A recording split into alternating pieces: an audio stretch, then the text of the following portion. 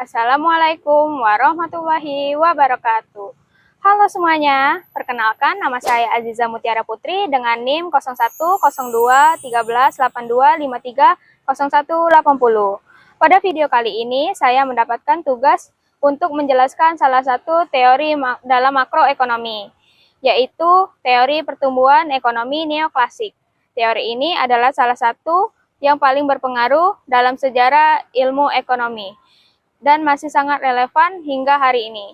Tanpa berlama-lama, mari kita ke pembahasannya. Oke, baiklah, mari kita membahas penjelasan teori pertumbuhan neoklasik. Sebelum masuk ke inti teori, saya ingin menjelaskan mengapa teori ini disebut neoklasik.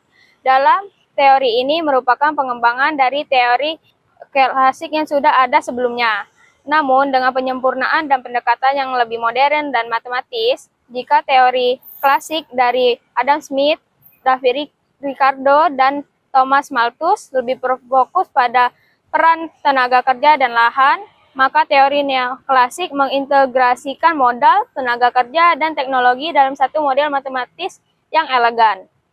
Model Solow Swan dikembangkan pada tahun 1956 oleh Robert Solow dan Trevor Swan secara terpisah.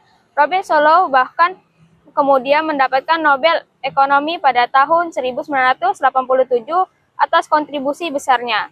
Model ini memiliki beberapa karakteristik utama. Pertama, menggunakan model produksi. Y sama dengan F buka kurung K A L tutup kurung, di mana output merupakan fungsi dari modal, teknologi, dan tenaga kerja. Kedua, mengasumsikan adanya diminishing returns atau imbal hasil yang semakin berkurang pada setiap faktor produksi. Akhirnya, menambah modal saja tidak akan terus meningkatkan output secara proporsional. Ketiga, model ini memungkinkan terjadinya substitusi antara modal dan tenaga kerja. Jika upah tenaga kerja lebih mahal, perusahaan ini bisa menggunakan lebih banyak modal dan sebaliknya. Keempat, pertumbuhan teknologi dalam model ini bersifat eksogen, artinya datang dari luar sistem ekonomi, seperti dari temuan ilmiah, inovasi, dan penelitian. Satu konsep menarik lain dalam teori Solow Swan adalah Golden Rule of Capital Accumulation. Ini adalah tingkat tabungan yang menghasilkan konsumsi per kapita tertinggi pada kondisi steady state. Dengan kata lain, ada tingkat optimal dari investasi dan tabungan yang memaksimalkan kesejahteraan masyarakat dalam jangka panjang. Teori neoklasik juga membuat prediksi yang sangat penting. Negara-negara miskin akan tumbuh lebih cepat dari negara-negara kaya, dan pada akhirnya akan konvergen atau bertemu pada tingkat pendapatan yang sama, asalkan memiliki tingkat tabungan pertumbuhan penduduk dan teknologi yang sama. Ini dikenal sebagai hipotesis konvergensi. Selanjutnya, mari kita membahas jurnal pertama. Jurnal pertama yang akan saya bahas berjudul Penerapan Teori Solow Swan pada Pertumbuhan Ekonomi. Jurnal ini secara khusus mengkaji penerapan matematika dalam model Solow Swan untuk menjelaskan pertumbuhan ekonomi. Tujuannya adalah membuktikan secara matematis bagaimana model neoklasik bekerja dan apa saja prediksinya. Jurnal ini menjelaskan bahwa teori Solow Swan menggunakan faktor teknologi yang digunakan secara efisien oleh setiap negara dan terdapat imbal hasil yang selalu berkurang atau diminishing returns terhadap akumulasi modal dan jumlah tenaga kerja. Dalam jurnal ini juga dijelaskan bahwa modal dalam persamaan ini mencakup akumulasi modal yang dihitung dari investasi dikurangi depresiasi. Tenaga kerja merupakan jumlah penduduk di suatu negara yang aktif bekerja, dan faktor kemajuan teknologi dapat dilihat dari peningkatan jumlah barang yang diproduksi setiap tahunnya. Jurnal ini menyebutkan beberapa kelebihan model Solow Swan, yaitu perekonomian akan menuju ke suatu posisi keseimbangan jangka panjang atau steady state. Model ini bisa menjelaskan pertumbuhan lebih baik dibanding model-model sebelumnya. Dan model ini memberikan prediksi yang bisa diuji secara empiris. Jurnal ini adalah demonstrasi sempurna dari fondasi matematika teori neoklasik dengan menunjukkan secara formal Bagaimana persamaan-persamaan dalam model Soloswan bekerja, jurnal ini memperkuat pemahaman kita bahwa teori neoklasik bukan hanya pernyataan kualitatif, tetapi modal kuantitatif yang bisa dihitung dan diuji. Selanjutnya, pembahasan jurnal kedua.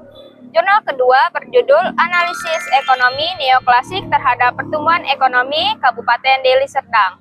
Penelitian ini mengambil studi kasus Kabupaten Deli Serdang di Provinsi Sumatera Utara yang memiliki potensi ekonomi signifikan karena didukung sektor pertanian, industri, perdagangan, dan jasa. Namun, dalam beberapa tahun terakhir, pertumbuhan ekonominya mengalami fluktuasi yang perlu dianalisis lebih dalam. Penelitian ini menganalisis pertumbuhan ekonomi menggunakan model Soloswan secara langsung. Data sekunder dari BPS tahun 2019 hingga 2023 dianalisis untuk mengestimasi parameter model. Ini adalah aplikasi langsung dan konkret dari teori neoklasik pada data daerah di Indonesia. Ada 3 temuan utama.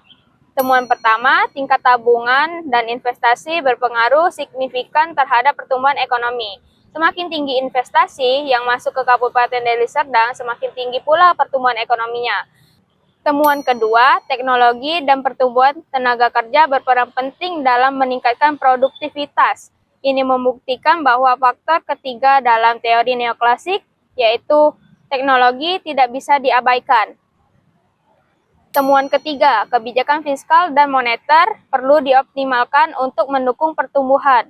Ini adalah implikasi praktis yang sangat berguna bagi pemerintah daerah. Sebagai mahasiswa di Sumatera Selatan, temuan jurnal ini sangat relevan. Kabupaten Deli Serdang memiliki karakteristik serupa dengan banyak kabupaten di Sumatera Selatan. Ekonomi berbasis pertanian dan industri. Temuan bahwa investasi dan teknologi mendorong pertumbuhan bisa menjadi pelajaran berharga bagi pengambil kebijakan di daerah kita. Selanjutnya, mari kita membahas jurnal ketiga. Jurnal ketiga yang berjudul Sejarah Pemikiran Ekonomi Neoklasik, Kapitalisme, Sosialisme, dan Keynesian. Jurnal ini memiliki pendekatan yang unik karena membahas sejarah dan perkembangan pemikiran ekonomi neoklasik secara kontekstual, membandingkannya dengan aliran ekonomi lainnya seperti kapitalisme, sosialisme, dan Keynesian. Ini memberi kita perspektif yang lebih luas tentang di mana posisi teori neoklasik dalam lanskap pemikiran ekonomi dunia. Jurnal ini menjelaskan bahwa pemikiran neoklasik mulai berkembang pada abad ke-18 dan semakin matang pada abad ke-19 hingga ke-20. Tokoh penting yang sering disebut dalam konteks neoklasik adalah Albert Marshall, yang dikenal sebagai Bapak Ilmu Ekonomi Neoklasik. Jurnal ini menjelaskan bahwa teori neoklasik membangun fondasi kapitalisme modern, di mana pasar bebas dan kepemilikan pribadi menjadi pilar utama yang mendorong kemajuan ekonomi. Teori ini memungkinkan pertumbuhan ekonomi yang signifikan, tetapi juga menimbulkan tantangan dalam pemerataan. Lebih lanjut, jurnal ini menjelaskan bahwa pemikiran neoklasik memusatkan perhatian pada distribusi dan pertumbuhan ekonomi, serta pada perilaku konsumen secara individu dan perilaku perusahaan dalam pasar, yang menjadi dasar bagi teori mikroekonomi. Dengan memahami sejarah dan konteks kemunculan teori neoklasik, kita bisa lebih menghargai mengapa model Soloswan dibangun dengan asumsi-asumsi tertentu. Teori neoklasik lahir dari kebutuhan untuk menjawab pertanyaan-pertanyaan fundamental tentang pertumbuhan, distribusi kekayaan, dan peran pasar dalam ekonomi. Nah, jadi ketiga jurnal ini saling melengkapi dan membentuk pemahaman yang komprehensif tentang teori pertumbuhan neoklasik dari 3 dimensi yang berbeda. Jurnal pertama dari Universitas Tanjung Pura memberikan dimensi matematis. Ia menunjukkan bagaimana model Soloswan bekerja secara formal dan membuktikan konsep-konsep seperti steady state dan golden rule secara matematis.